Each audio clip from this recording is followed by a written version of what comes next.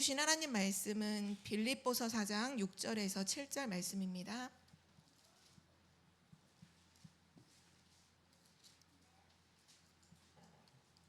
빌립보서 4장 6절에서 7절 우리 두 절 말씀을 우리 다 함께 한 목소리로 합독하시겠습니다. 아무것도 염려하지 말고 다만 모든 일에 기도와 간구로 너희 구할 것을 감사함으로 하나님께 아뢰라. 그리하면 모든 지각에 뛰어난 하나님의 평강이 그리스도 예수 안에서 너의 마음과 생각을 지키시리라. 아멘. 오늘 말씀의 제목은 기도하는 생활입니다. 기도하는 생활.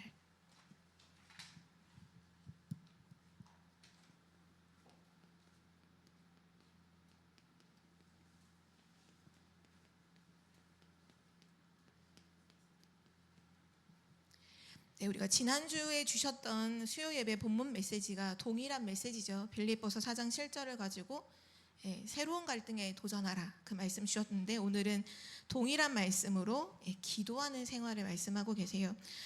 우리가 하나님을 믿으면, 하나님 믿는다고 했을 때 우리가 그 믿음의 내용을 조금 확인해 보면 하나님의 살아계심을 믿는 거잖아요. 그리고 하나님이 우리와 함께 하심을 믿는 거고, 하나님의 능력을 믿는 거죠. 하나님을 믿으면 그 믿는 자에게 당연히 나오는 것이 바로 기도입니다. 그래서 오늘의 이 기도는 뭔가 특별할 때 하는 기도나 또는 문제나 어떤 사건을 만나서 다급하게 하는 그런 기도가 아닌, 그냥 기도하는 삶, 그냥 생활 속에서 늘 되어지는 기도라는 부분을 오늘 함께 나눌 텐데요. 기도는 무엇인가요? 기도는 단순하게 보면 이 기도는 하나님과 소통을 하는 거죠.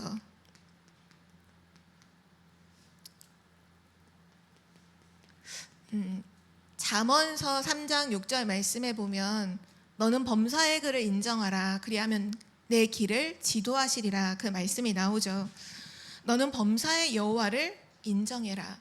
여호와를 인정한다는 게 뭔가요? 그래, 여호와 계시지, 하나님이 계신 걸 알아. 그냥 그렇게 하면 모든 길을 인도해 주시냐, 그게 아니라 정말 여호와를 인정한다는 건 그분께 묻는 거잖아요. 그분이 계시고 그분이 나와 함께 계시고 나의 모든 목소리에 듣고 응답하신다는 걸 믿기 때문에 아주 오래전에 저는 이 말씀이 강단에서 나왔을 때 그때 강단 말씀을 붙잡고 많이 묵상을 했어요. 여호와를 인정하라고 하는데 인정한다는 게 뭘까? 분명히 내 길을 지도해 주신다고 하는데 여호와를 인정한다는 게 뭘까? 묵상하는 가운데 어떤 생각이 들었냐면, 내가 누군가를 정말로 인정하면 나는 그 사람하고 가서 계속 얘기할 것 같아요. 그럼 하나님을 인정한다는 건 그분께 묻는 게 아닐까? 그래서 그 주에 하나님께 모든 걸 질문했어요. 근데 하나님께서 정말 계속해서 생각 가운데 깨닫게 해주시고 확인하게 해주시고 또 말씀을 통해서 답을 주시고 하면서 진짜 저의 길을 다 인도해 가시는 걸 그때 제가 주일 강단 말씀의 성취로 누렸거든요. 그것처럼 기도는 뭐냐 하면 하나님과 소통하는 거예요. 늘 하나님께 묻고 하나님의 대답을 듣고 또 나의 생각을 하나님께 말하고 또 하나님의 생각을 듣고 하나님과 소통을 하는 거죠. 우리가 하나님의 자녀가 정말로 맞다면 우리가 진짜 확신을 가지고 담대하게 우리는 은혜의 보좌 앞으로 나아가야 되거든요. 히브리서 이제 4장 16절의 말씀에 보면 그 말씀이 나오죠. 너는 때를 따라 돕는 은혜를 얻기 위해서 은혜의 보좌 앞으로 담대히 나아가라.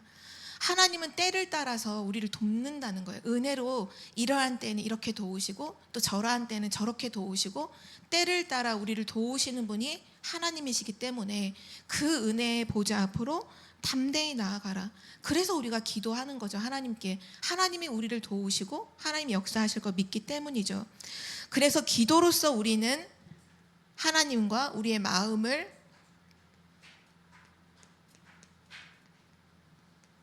소통하게 되는데요. 시편 말씀에 보면 이런 말씀이 있죠. 시편 62편 8절 말씀에 보면 그 시편 62편의 전체 메시지가 그 내용이 저는 나의 영혼이 잠잠히 하나님만 바라며 나의 구원이 그에게 있다라는 그 고백을 쭉 하잖아요. 그러는 가운데 62장 8절 말씀에 보면 백성들아 시시로 그를 의지하고 그의 앞에 마음을 토하라. 하나님은 우리의 피난처시로다. 이 말씀이 나와요. 백성들아, 바로 우리에게 하시는 말씀이죠. 시시로, 우리가 보통 말하는 시시때때로 하나님을 의지하고 그의 앞에 마음을 토하라는 거예요. 근데 저는 이 말씀도 묵상이 되는 게, 하나님께 마음을 이렇게 내어놓아라 라든지 뭐 구하든지 하는데 마음을 토하라 이러잖아요. 토해 보셨나요 혹시? 우리가 속이, 아니 이건 웃자고 하는 얘기가 아니라 정말 속이 너무 불편하고 너무 괴로울 때, 그때 정말 다 있는 거, 이런 것, 뭔가 부대끼는 것들을 싹 토하고 나면 편해지잖아요. 어떻게 보면 많은 사람들이 지금 고민하고 갈등하고 막 괴로워하고 하는 것들을 다른 엉뚱한 데다가 막 토해 놓는 거죠. 그러니까 이게 안 되는 거예요. 근데 성경에 말하는 여호와 앞에 토하라, 모든 걸 다 쏟아 놓으라는 거예요. 하나님 앞에 모든 우리의 그 심정과 상황과 고민들을 하나님께 토하라. 왜냐하면 하나님은 우리의 피난처시니라. 기도라는 건 뭐냐면요, 우리의 마음을 하나님과 소통하는 거예요. 또 기도를 통해서 우리는 하나님의 능력을 체험하기도 하고요. 수많은 증인들이 성경에는 나와 있죠. 기도를 통해서 사단을 이기기도 하고 흑암을 결박하기도 하고, 또 기도를 통해서 우리는 하나님의 뜻, 그 하나님의 뜻이 내 안에 이루어지기도 하죠. 기도라는 건 뭐냐? 진짜 하나님하고 소통하는 거예요. 모든 부분을 다 소통하는 거예요. 그러므로 진정한 기도는 반드시 그리스도 안에서 하나님의 자녀가 된 사람만이 할 수가 있습니다. 아무나 하나님과 소통하는 게 아니라 그리스도 안에서 하나님의 자녀된 자만 하나님과 소통할 수 있죠. 우리가 하나님께 응답받을 수 있는 유일한 조건이 바로 자녀라는 거예요. 하나님의 자녀라는 것이죠. 그래서 기도할 때 엄청난 미사여구를 사용하지 않아도 돼요. 종교인들의 기도를 보면 되게 화려하잖아요. 전능하신부터 시작해가지고 단어 뜻을 알지도 못하는 단어들을 다 사용해서, 미사여구를 사용해서 기도해야만 하나님이 들으시냐? 그렇지 않아요. 하나님은 자녀이기 때문에 우리의 모든 소리에 하나님 다 응답하시죠. 작은 신음에도 응답하시는 하나님이시죠. 주어 서술어 문법에 딱 맞게 기도해야 하나님 응답해 주시냐? 그것도 아니에요. 그것 조금 문법적으로 좀 뭔가 앞뒤가 안 맞고, 좀 막 뭔가 앞뒤가 안 맞는, 뭔가 지금 내 마음에 하나님 앞에 막 기도하고 싶은데 문법적으로 맞지 않는 기도했다고 해서 하나님이 못 들으시느냐? 이해를 못 하시느냐? 그렇지 않아요. 하나님은 하나님의 자녀의 기도에 반드시 응답하십니다. 그래서 하나님 자녀에게 있어서 가장 중요한 삶이 바로 기도하는 삶이에요. 기도하는 생활이죠. 자, 그러면 오늘 메시지를 통해서 왜 기도해야 되는지, 또 언제 기도해야 되는지, 어떤 내용을 가지고 기도해야 되는지 말씀을 통해서 우리 확인해 보도록 하겠습니다. 첫 번째가 왜 기도해야 할까요?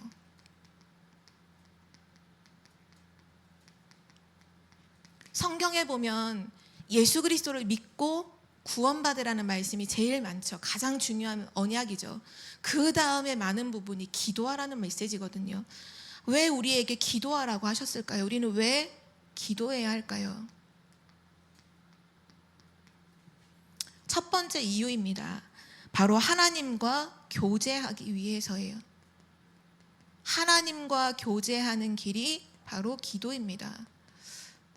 우리는 창세기 1장 27절 말씀에 이미 나와 있듯이 하나님이 우리를 어떻게 창조하셨냐면 우리를 하나님의 형상대로 창조하셨어요. 그러니까 하나님과 교제할 수 있는 영적 존재로 우리를 창조하셨다는 거예요. 그래서 하나님의 형상을 가진 영적 존재인 우리에게 정말 중요한 건 뭐냐 하면 하나님과의 관계예요. 사람하고 관계, 막 사람들 인간관계 문제 그런 걸로 고민하지만 실제로 제일 중요한 건 뭐냐 하면 하나님과의 관계예요. 영적 존재는 그게 풀리면 다른 모든 건 풀리게 되어 있어요. 근데 하나님하고의 관계가 안 됐다, 관계가 끊어졌다, 단절됐다, 모든 게 문제인 거예요. 모든 게 문제예요. 사람들이 다 잘해줘도 그래도 그 개인은 불행해요. 이상하죠. 사람들이 다 잘해줘도 개인은 불행하다니까요. 하나님하고 관계예요. 그래서 하나님하고 교제라고 하는 이 부분이 진짜로 중요한데요. 이 하나님과의 교제를 통해서 인간은 참된 행복을 맛보고요, 참된 만족함을 얻게 됩니다. 인간은 먹고 입고 마시는 의식주로 만족하는 존재가 아니에요. 동물이 아니거든요. 동물은 그걸로 끝이지만 인간은 만족이 안 돼요. 인간은 반드시 하나님과 교제해야, 하나님과 통해야, 그때서야 비로소 만족이 와요. 인간은 하나님과 교제해야 행복해요. 그래서 정말 중요한 부분이 뭐냐 하면, 우리가 보통 친하다는 단어를 쓰잖아요. 친하다. 하나님과 내가 친한 관계인가, 이게 너무나 중요해요. 우리가 이번 주도 강단 말씀에서 그 말씀을 받았죠. 하나님의 말씀을 받고 그리고 나서 그 말씀을 가지고 망대를 세워라. 아브라함은 하나님의 언약을 받았지만 실제로는 계속 언약을 가지고서도 갈등하고 방황하다가, 그 창세기 13장 18절에 보면 마므레 상수리 나무 숲에서 하나님 진짜 언약 붙잡고 단을 쌓잖아요. 그게 뭐냐 하면 그때부터 이제 하나님하고의 진짜 교제가 시작되면서 하나님과 친하게 된 거거든요. 우리가 보통 교제라는 단어를 쓸 때 남녀 간에 데이트하는 걸 교제한다라고 얘기하죠. 왜 교제하나요? 교제하면 할수록 친해지잖아요. 교제하면 친해져요. 하나님과의 그 기도가 되어지면요, 하나님과 친해져요. 나중에 보면 성경에 하나님께서 소돔과 고모라를 멸하시려고 하실 때 그 계획을 아브라함에게 미리 알려주시는데 뭐라고 말씀하시냐면, 창세기 18장 17절에 보면 여호와께서 이르시되 내가 하려는 것을 아브라함에게 숨기겠느냐. 하나님이 하시려는 걸요, 아브라함에게 숨기지 않아요. 왜냐? 하나님을 경외하는 자고 하나님과 소통하는 자고 하나님과 교제하는 자였거든요. 성경은 분명하게 답을 하고 있는 부분이 시편 25편 14절 말씀에 보면, 여호와의 친밀하심이, 여호와와 친밀한 그 여호와의 친밀하심이 그를 경외하는 자들에게 있으며 그의 언약을 그들에게 보이시리로다. 하나님을 경외하는 자, 그 사람이 하나님과 친밀한 자인데 그 사람에게 하나님의 언약을 보이신다는 거예요. 하나님이 하실 일을 미리 알리신다는 거죠. 그래서 우리는 왜 기도해야 되나요? 막 응답받고 뭐가 되어지고 이게 아니라 첫 번째 이유가 뭐냐? 하나님과 교제하는 것이기 때문이에요. 그래서 우리는 기도해야 돼요. 하나님과 소통해야 되고 하나님과 친해야 되거든요. 하나님하고의 관계가 모든 거예요.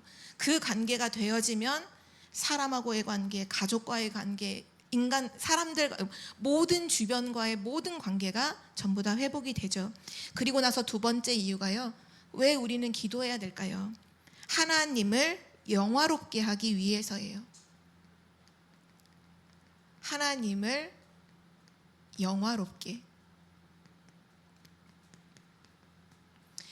요한복음 14장 13절 말씀에 너희가 내 이름으로, 예수님께서 하신 말씀인데요, 너희가 내 이름으로 무엇을 구하든지 내가 행하리니 이는 아버지로 하여금 아들로 말미암아 영광을 받으시게 하려 함이라. 우리가 예수 그리스도의 이름으로 기도할 때 하나님께서 영광을 받으신다는 거예요. 근데 이 동일한 말씀이 빌립보서에도 그대로 나와 있는데요, 모든 이름 위에 뛰어난, 만물 위에 최고의 이름, 모든 이름 위에 뛰어난 이름, 그 이름을 모든 만물이 입술로 예수가 그리스도이심을 고백함으로 하나님 아버지께 영광을 돌리게 하셨느니라, 이렇게 말씀하셨어요. 우리가 예수 그리스도의 이름으로 기도할 때마다 하나님은 영광을 받으시죠. 하나님을 영화롭게 하는 거예요. 그래서 우리는 반드시 기도해야 되죠. 그리고 세 번째, 기도해야 되는 이유는 뭐냐 하면 영적인 성장을 위해서입니다.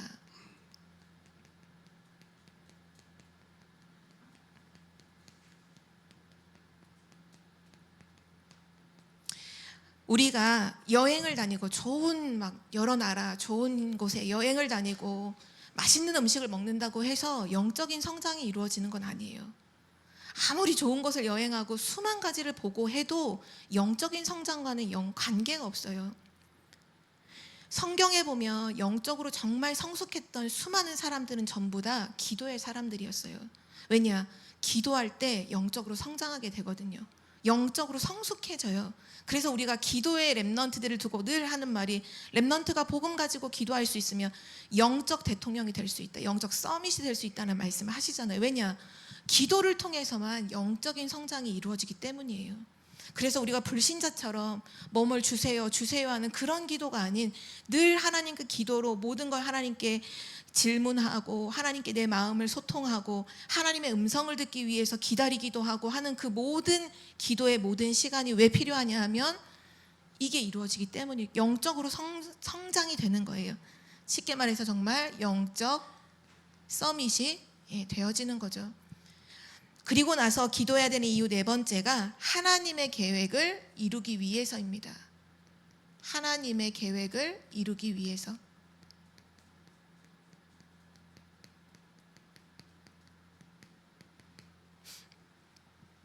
그래서 우리가 항상 하나님의 말씀을 딱 받으면 하나님 말씀 속에 하나님 계획이 있잖아요. 그래서 우리는 그 말씀을 붙잡고 기도하는 이유가 그거예요. 왜냐? 말씀 붙잡고 기도하면 반드시 하나님의 계획이 이루어지거든요.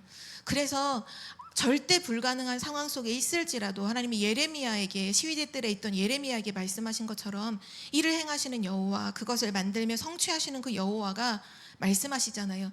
너는 내게 부르짖으라. 내가 내게 응답하겠고 네가 알지 못하는 크고 비밀한 일을 내게 보이리라. 내가 그 일을 할 거니까 너는 부르짖으라는 거예요. 모든 일을 만들고 행하시는 분은 하나님이시니까 모든 하나님의 계획은 지금도 이루어지고 있으니까 아무 염려하지 말고 아무 불신앙하지 말고 부르짖고 기도해라. 그러면 내가 이 성읍을 내가 치료할 것, 내가 고쳐낫게 할 것이고 내가 모든 것들을 하나님 다 회복시킬 것이라고 예레미야 33장 그 하반절에 보면 쭉 나오거든요. 왜 기도해야 되느냐? 하나님의 계획을 이루기 때문이에요. 우리가 기도하는 그 시간에 하나님은 역사하시는 줄 믿습니다. 그리고 나서 다섯 번째, 우리가 기도해야 되는 이유가 뭐냐면요, 나의 소원을 아뢰기 위해서입니다. 우리가 오늘 읽었던 빌립보서의 말씀에 나와 있는 거죠. 우리의 소원을 아뢰기 위해서. 아뢰는 길이 바로 기도예요. 그래서 너희 구할 것을 감사함으로 하나님께 아뢰라. 그리하면 모든 지각에 뛰어난 하나님의 평강이 그리스도 예수 안에서 너희 마음과 생각을 지키시리라. 기도를 통해서, 사실 어떻게 보면 우리는 이 다섯 번째만을 생각하면서 기도할 때가 많잖아요. 우리가 구할 것을, 또 우리의 소원을, 우리의 어떤 영적인 한을 가지고 막 하나님께 간구하고 기도하는데, 사실 기도해야 될 이유는 이것도 있지만 먼저는 하나님과의 교제요, 하나님을 영화롭게 하는 것이고 영적인 성장과 하나님의 계획을 이루는 것도 기도에 있어서 너무너무 중요한 부분이라는 걸 우리는 놓치지 말아야겠습니다. 자, 그리고 두 번째, 언제 기도해야 될까요? 기도할 이유를 알았다면 이제 언제 기도해야 되는지 너무 중요한데요.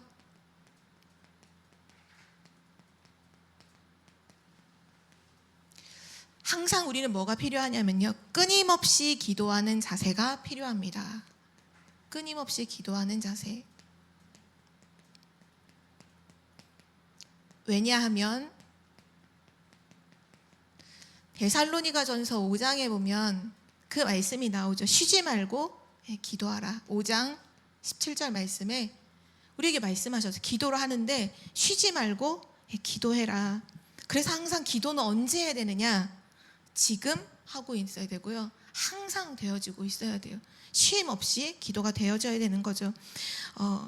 우리가 그동안 이제 수요 예배 때 한 전전주에 우리의 대적이 있다는 걸 함께 나눴잖아요.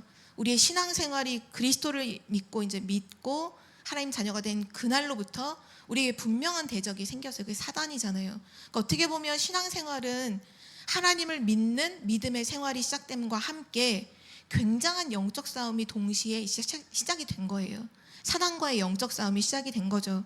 그래서 성경은 뭐라고 말씀하냐면 기도라는 부분을 두고서 기도하지 않는 사람을 두고 잠자는 자다 이렇게 표현했거든요. 지금 엄청난 영적인 전쟁이 이루어지고 있는데 지금 그 현장을 지켜야 되는 군사가, 그 현장을 지켜야 되는 파수꾼이 있는데 그 사람이 그 현장을 안 지키고 잠을 자고 있다. 그럼 어떻게 되겠어요?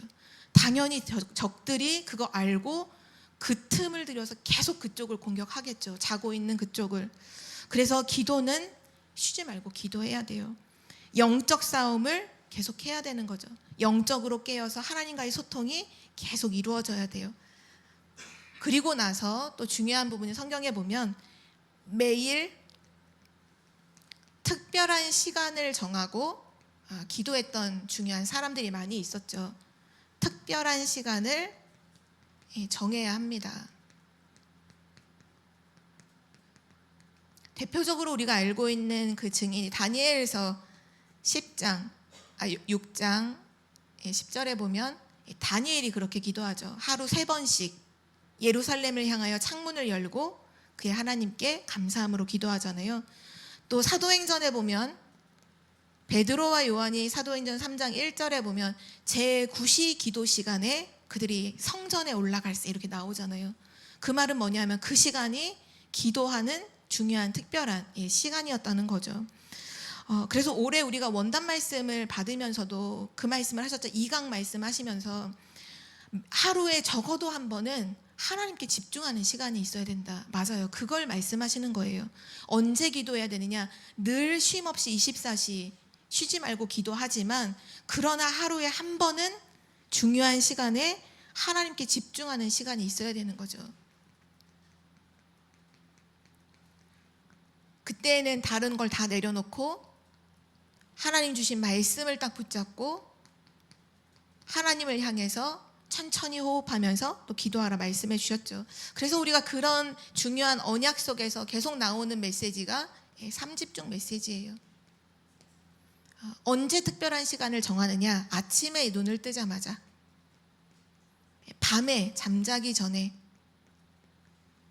그러면 낮에 사실은 모든 건 달라지게 되어 있죠. 또 낮에는 모든 걸 가지고 기도하는 이 부분을 실제로 해야 되는 거고, 우리뿐만 아니라 사실 성경의 증인들이 다 그렇게 기도했었고요.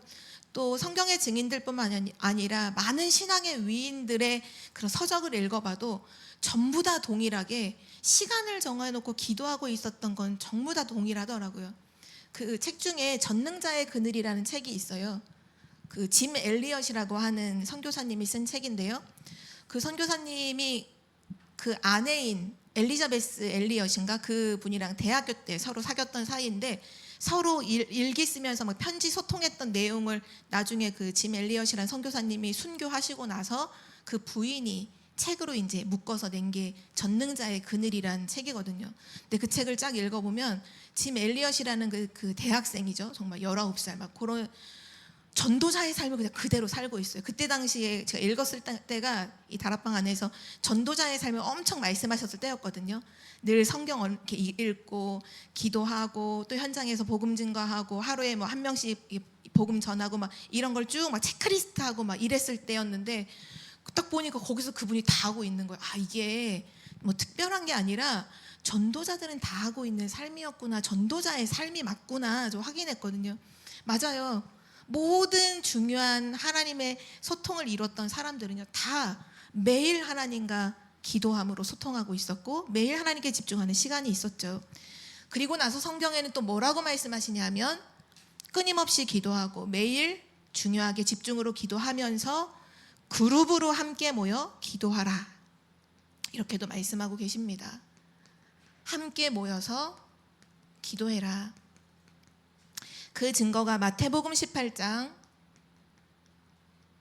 19절에서 20절 말씀인데요. 내 이름으로 두세 사람이 모인 곳에 거기 나도 함께한다, 그 말씀이 나오잖아요. 우리가 그래서 중요한 언약을 붙잡고 함께 구역이 모여서 기도하고 기관이 모여서 기도하고 또 중요한 또 언약을 잡은 사람들이 함께 막 목회자를 위해 기도하고 렘넌트를 위해 기도하고 지역을 놓고 기도하고 이런 모임들은 굉장히 중요한 모임이에요. 왜냐하면 내 이름으로, 예수 그리스도의 이름으로 두세 사람이 모여 기도하는 바로 거기에 함께 하신다고 했거든요. 하나님이 함께 하시는 그곳은 하나님의 나라가 임한 곳이에요. 보좌의 축복이 임하는 곳이죠. 반드시 감이 꺾이는 시간이에요. 그래서 언제 기도해야 되느냐? 언제든지 기도하고 매일 중요한 시간에 집중으로 기도하고 함께 모여 기도해야 되는 거고요. 그렇다면 이제 어떤 기도의 내용을 가지고 기도해야 될까요? 사실 저희가 지금 이 새생명 새생활이 처음 복음 듣고 영접한 분들이 복음 편지 딱 10과 거의 한 3개월 정도 메시지 듣고 나서 바로 그 다음 양육교제잖아요. 어떻게 보면 정말 구원받은 지 얼마 안 된 분들이 어떻게 기도해야 될지 몰라서 고민하고 질문하는 경우들이 많은데요. 우리는 그걸 미리 가지고 함께 도울 수 있어야 되죠. 성경의 말씀을 가지고 확인해 볼 텐데요. 기도의 내용, 한마디로 무엇을 기도해야 되느냐라고 했을 때 여러 가지 내용이 있지만 그거를 이 교재에서는 5가지로 요소를 뽑아서 같이 기도하라 했는데요. 중요한 건 균형 잡힌 기도를 하라 이렇게 하셨어요. 어느 한 가지만 있는 게 아니라 정말 성경에 말씀하신 걸 전체를 가지고서 중요한 기도를 계속해야 되는 거죠. 그 중에서 첫 번째 기도의 내용 중에 하나인데요.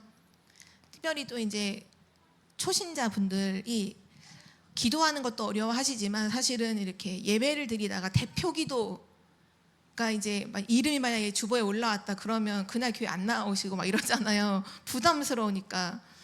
뭐 중직자분들도 부담스러워하시는 분들이 계신데 초신자면 더 그렇잖아요. 근데 우리가 대표 기도할 때에도 어떻게 기도해야 될까라고 했을 때 오늘 이 메시지를 가지고서 이 중요한 언약을 잡고 기도 제목을 하나님 앞에서 정리하고 가지고 있다면 조금 마음의 평안함을 얻으실 것 같은데요. 첫 번째는 기도에 있어서 중요한 기도의 내용이 바로 찬양입니다. 찬양. 우리가 곡조를 가지고서 부르는 찬송, 그것만이 사실 찬양은 아니죠. 기도를 통해서도 우리는 반드시 찬양이라는 부분이 있어야 돼요. 찬양의 대상은 누구죠? 하나님이잖아요. 기도를 통해서 하나님을 찬양하는 거예요.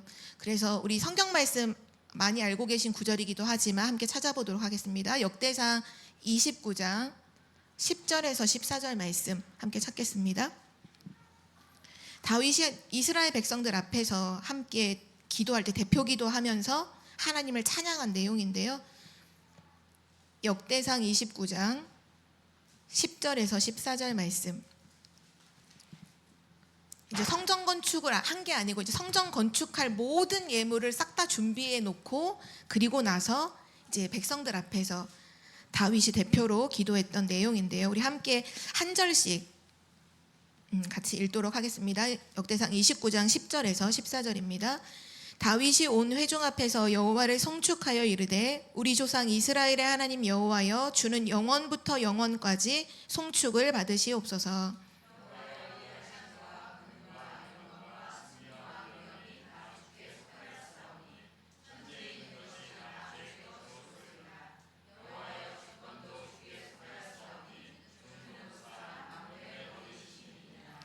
부와 귀가 주께로 말미암고 또 주는 만물의 주제가 되사 손에 권세와 능력이 있사오니 모든 사람을 크게 하심과 강하게 하심이 주의 손에 있나이다.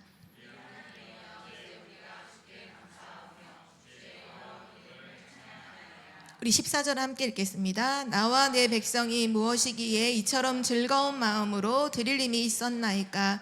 모든 것이 주께로 말미암았사오니 우리가 주의 손에서 받은 것으로 주께 드렸을 뿐이니이다. 아멘. 모든 회중 앞에서 다윗이 감사기도하면서 여호와의 위대하심을 찬양하고 그의 권능과 영광을 함께 찬양하고 주의 모든 주권이 하나님의 손에 있음을 찬양하고 모든 사람을 크게 하고 강하게 하심도 전부 다 하나님의 손에 있음을 하나님의 절대 주권을 찬양하는 내용이죠. 기도에 있어서 중요한 내용이 뭐냐? 하나님을 찬양하는 거예요.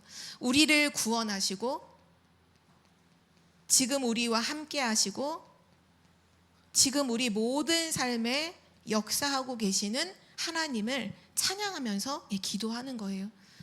그게 여호와를 인정하는 거죠. 하나님은 이런 분이시구나. 하나님이 이렇게 우리와 함께 하시고 역사하시는 분이심을 찬양하는 거죠. 그때 하나님이 영광을 받으시고요. 그리고 나서 중요한 기도의 내용 중에 두 번째가 고백이라는 부분인데요.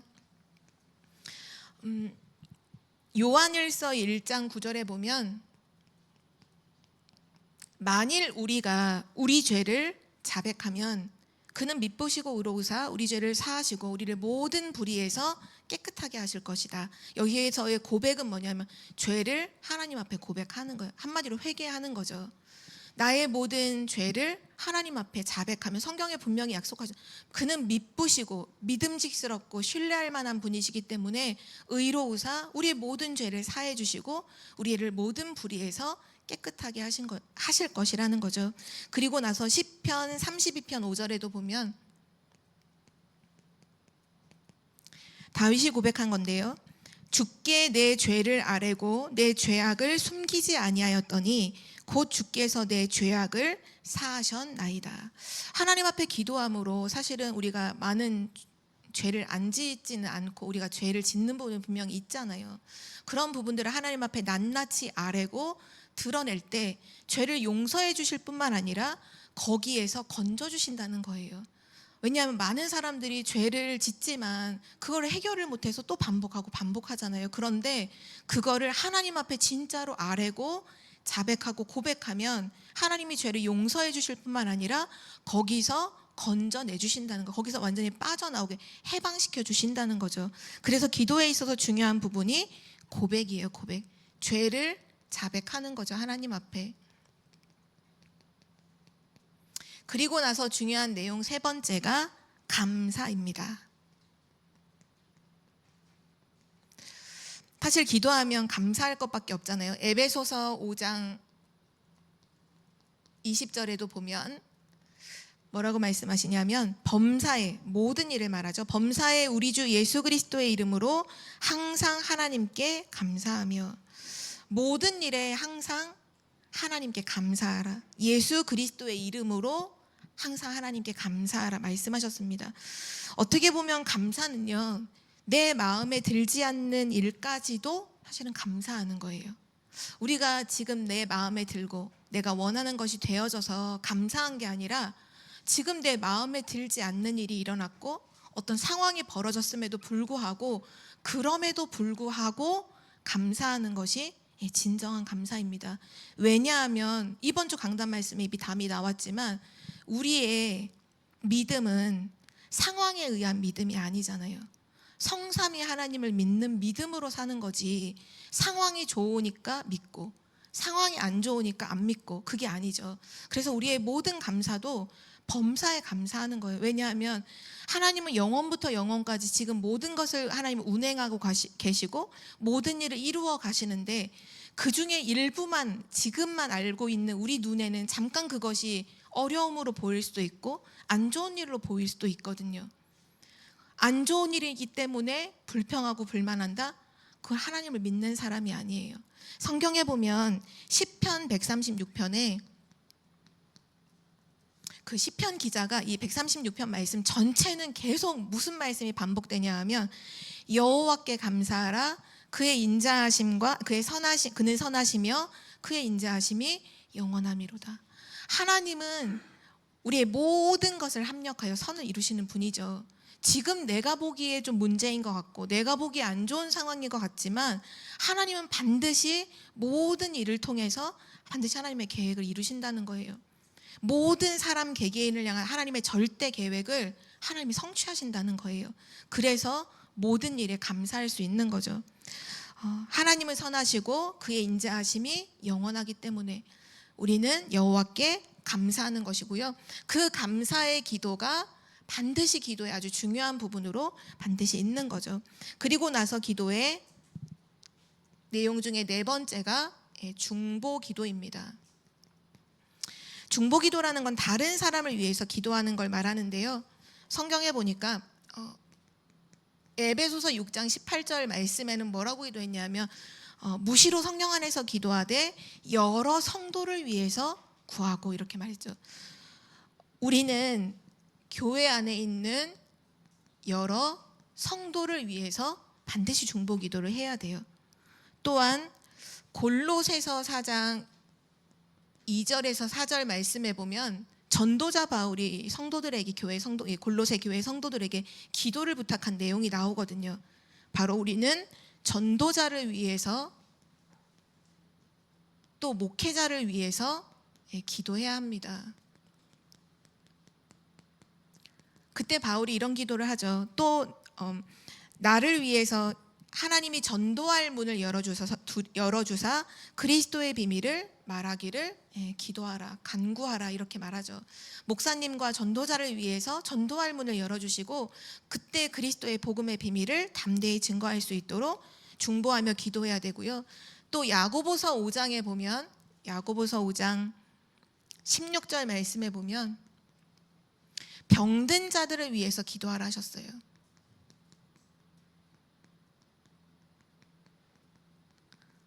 그러면서 뭐라고 말씀하셨냐면 의인의 기도는 역사하는 힘이 큼이라. 반드시 하나님이 응답해 주신다는 거죠. 병든 자를 일으켜 세우시리라. 병든 자들을 위해서 기도하고요. 또 중요한 한 가지가 디모데전서 2장 2절 말씀에 나오는데요. 한마디로 말하면 나라 지도자들을 위해서 기도하라고 성경은 말씀하고 있습니다.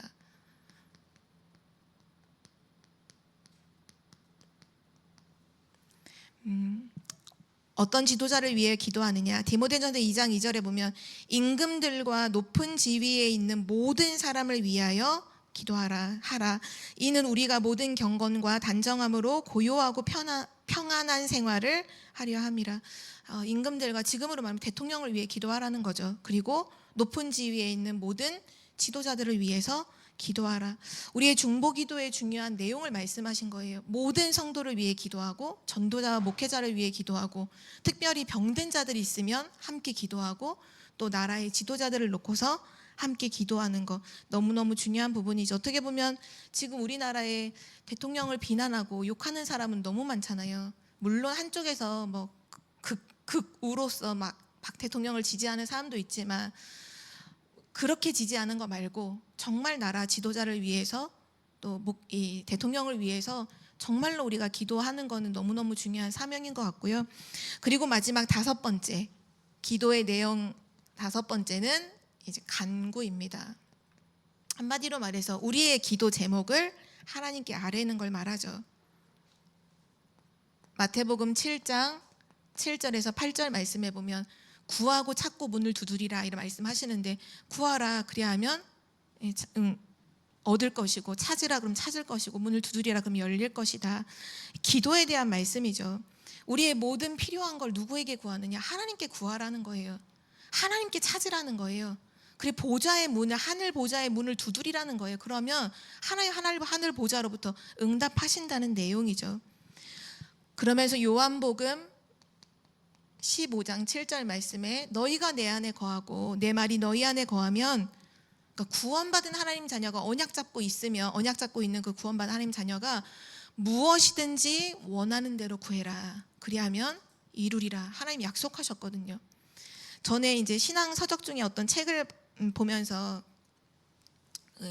그런 내용이 나오더라고요. 어떤 초신자가 이 성경을 읽다가 그 구절을 본 거예요. 그리고 목사님한테 찾아온 거예요. 진짜 이 말씀이 사실이냐고. 근데 딱 그 말씀 내용에 보면 너희가 내 안에 거하고 내 말이 너희 안에 거하면 무엇이든지 원하는 대로 구하라. 그리하면 이루리라. 이게 정말 사실이냐고. 그래서 목사님이 사실이다. 하나님의 약속이고 말씀이다 했더니 이거 완전 백지수표 아니냐면서 그렇잖아요. 맞잖아요. 그 의미잖아요. 그 초신자가 진짜 믿음으로 그때부터 막 기도하기를 시작하더라 얘기를 이제 쓰셨는데 어떻게 보면 우리는 이 말씀을 주셨는데도 불구하고 사실 감동하고 감격하는 사람 많이 없잖아요. 에이, 뭐 기도해도 내가 해봤더니 주시기도 하고 안 주시기도 하고 뭐 그렇던데 그러나 그게 아니라 우리가 진짜 하나님의 언약 붙잡고 기도하고 있으면 하나님 반드시 정확한 시간표에 응답하시죠. 이런 모든 내용들이 전부 다 기도의 내용이에요. 가장 중요한 것은 진짜 하나님을 알고 그 하나님의 이름을 높여 찬양하는 기도와 우리의 죄를 자백하고 고백하고 그리고 하나님이 행하신 일들에 감사하고 여러 성도를 위하여 구하고 그리고 마지막이 이 나를 것을 이제 구하는 거예요. 근데 많은 사람들의 기도를 보면 이게 반대가 많이 되어 있죠. 내 것을 막 구하고 하나님께 감사하고 하나님 찬양하는 거 없고 다른 사람을 위해 기도하는 것도 없고 근데 그게 그런 기도가 아니라 진짜 성경에서 말씀하시는 기도는 이런 기도 제목을 가지고 기도하라 말씀하셨고요. 마지막 4번째로 그러면 기도하는 데 있어서 가장 중요한 기도를 지속하게 하는 건 결국 확신이잖아요. 어떻게 확신을 가지고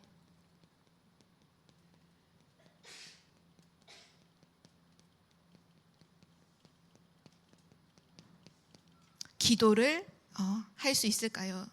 기도를 계속할 수 있을까요? 많은 사람들이 기도하다가 낙심하고 기도하지 않고 기도하다 포기하고 기도하다 딴 길로 가고 그런 사람들이 너무 많은데 어떤 확신을 갖고 우린 기도를 해야 될까요? 이 교재에 보면 새생명 새생활 교재에 보면 되게 중요한 이 문구가 나와 있는데요. 하나님은 우리에게 위대한 믿음을 요구하시지 않으신다. 단지 우리는 위대하신 하나님을 믿으면 된다. 그러니까 우리가 막 위대한 믿음을 가지고 그게 아니라 우린 그렇게 하지 않아. 단지 위대하신 하나님을 믿기만 하면 된다. 그 믿음으로 기도해라. 그 말씀이죠. 맞습니다. 어떤 확신을 가지고 우리는 기도를 계속할 수 있을까요? 결국은 말씀을 가지고 말씀에 거해야 합니다. 말씀에 거하는 자가 기도를 계속하죠. 그리고 예수 그리스도의 이름으로 주님의 이름으로 기도하는 것입니다. 항상 우리가 기도할 때 확인하셔야 되는 건 내가 많은 내용들을 기도를 많이 해서 응답해 주시는 게 아니라 예수 그리스도의 이름으로 기도합니다라고 하기 때문에 응답해 주시는 거잖아요. 요한복음 14장 14절에 내 이름으로 무엇이든지 구하라 그럼 내가 시행하리라. 요한복음 16장 24절에 보면 너희가 지금까지는 내 이름으로 아무것도 구하지 아니하였으나 구하라 그리하면 받으리니 너희 기쁨이 충만하리라 말씀하셨죠. 주님의 이름으로 기도하고요. 그리고 믿음으로 기도하는 것입니다. 상황과 상관없이 어떤 조건과 상관없이 믿음으로 구하고 믿음으로 기다리는 거죠. 그래서 마태복음 21장 22절에 보면 너희가 기도할 때 무엇이든지 믿고 구하는 것은 다 받으리라 하시니라. 기도할 때 무엇이든지 믿고 기도하면 받게 된다는 거예요. 기도는 하지만 믿지 않고 불신앙하면서 과연 응답해 주시겠어? 하나님 하시겠어? 불신앙으로 기도하면 응답받을 생각을 하지 말라는 거죠. 믿음으로 구하는 자에게 하나님은 반드시 응답하십니다. 그래서 마지막 결론인데요. 오늘 우리에게 하나님께서 기도하는 생활을 하라고 그것이 구원받은 생명을 가진 자의 삶이라고 말씀하고 계시는데요. 이 기도라는 것은 이번 주 강단 말씀의 중요한 단어이기도 하죠. 믿음과 기도는요. 반드시 같이 가게 되어 있어요.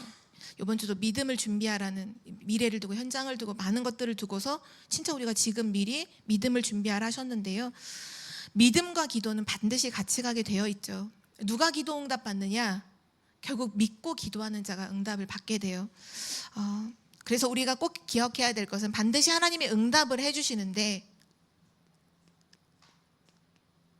기도했을 때 무응답으로도 하나님 응답을 해주시고 기도한 그대로 즉시 응답해 주시기도 하고 또는 그 이후에 당장은 응답이 없었지만 그 이후에 내가 기도한 것보다 더 좋은 것으로 하나님은 응답하시잖아요. 그래서 우리는 정말 믿고 기도하면 돼요. 기도해서 손해보는 건 없어요. 우리가 혹 틀린 기도를 한다 할지라도 오늘 기억해 하셔야 될 것은 빌립보서 오늘 읽었던 4장 6절에서 7절 말씀에 보면 모든 것 하나님께 이제 감사와 기도로 아뢰라. 그리하면 모든 지각에 뛰어나신 하나님의 평강이 그리스도 예수 안에서 너희 마음과 생각을 지키시리라고 말씀하셨죠. 이게 진짜 중요한 기도 응답이거든요. 우리의 마음과 생각이요. 이게 언제 바뀌냐 하면 진짜 하나님 언약 잡고 기도할 때 하나님 우리 걸 바꾸세요. 우리가 틀린 기도하고 이게 틀린 기도였구나라는 걸 깨닫게 해주시죠. 어떻게 보면 지금 시대가 왜 문제가 되냐면 정신병 시대고 영적 문제 시대라고 할 때 지금 다 무너지는 게 마음과 생각이잖아요. 사람들의 마음과 생각이 다 병들고 무너져서 지금 많은 일들이 일어나잖아요. 그런데 이러한 시대에 우리의 마음과 생각을 하나님이 지키신다는 건 어마어마한 축복을 의미하시는 거예요. 진짜 세상을 살릴 주역으로 서게 되는 거죠. 우리 청주복음교회 모든 성도님들이 그래서 막 어려울 때, 특별할 때 막 정말 지푸라기 잡듯이 하는 다급한 어떤 막 되게 우왕좌왕하면서 하는 그런 기도 말고, 뭐 1년에 한 번 하는 어떤 그런 기도 말고 정말 평상시의 모든 삶에서 하나님과 정말 교제하고 그냥 하나님과 늘 소통이 되어지는, 그 하나님과 함께함의 비밀을 누리는, 임마누엘을 누리는 그 기도 생활이 우리 청주복음교회 모든 성도님들에게 시작되기를 기도하고요. 이 축복이 반드시 후대들에게 전달되고 보여지기를 기도합니다. 우리 기도하고 마칠게요. 하나님 아버지 감사합니다. 아무것도 염려하지 말고 모든 일에 기도와 간구로 우리 구할 것을 하나님께 아뢰라고 약속하신 하나님, 우리의 모든 삶이 기도하는 삶이 되어지도록 축복하여 주옵소서. 하나님과의 참된 교제 속에서 하나님과의 친밀함이 되어지고 하나님과의 관계가 회복되어짐으로 정말 모든 것이 살아나고 회복되는 그 은혜를 기도 속에서 맛보게 하여 주옵소서. 하나님, 우리의 모든 것이 기도 제목임을 믿습니다. 우리가 생각하고 우리가 느끼고 우리가 보는 모든 것이 기도가 되어져서 그 기도 속에서 우리의 마음과 생각을 지키시고 모든 것에 응답하시는 하나님의 역사를 보게 하시고 그 응답을 후대들에게 전달할 수 있도록 축복하여 주옵소서. 감사드리며 예수 그리스도의 이름으로 기도드립니다. 아멘. 우리 찬송